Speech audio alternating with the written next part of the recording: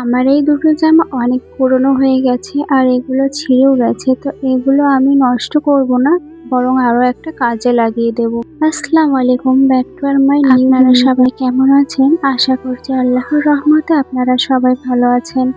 আমিও আলহামদুলিল্লাহ অনেক ভালো আছি। দেশে কিংবা প্রবাসে সবাই যে যেখান থেকে দেখছেন আমার এই মিনি ব্লগটা, আপনাদের সবার কাছে আমার সালাম এবং ভালোবাসা অভিনন্দন রইল। যেই কাঁচিটা নিয়েছিলাম ওতে তো ধার নেই, তারপর আবার আমি কুচি করে করে এই হেসো দিয়ে আমি কাটলাম।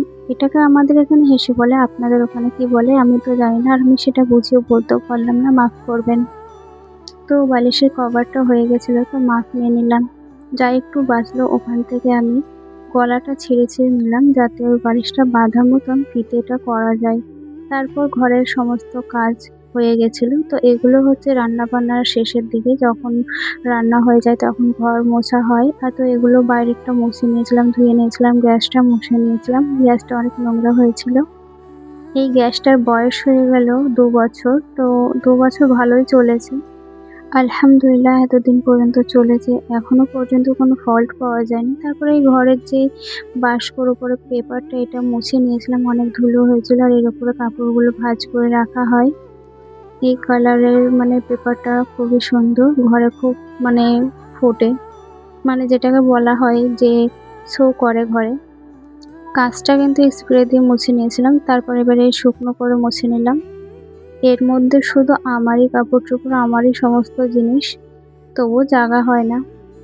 আমার জিনিসের জায়গা সত্যিই হয় না, কেননা মাও বলে তুই যেখানে জিনিস থুস তোর জন্য আমরা জিনিস ধুতে পারি না, আমার জিনিসের জায়গাই হয় না।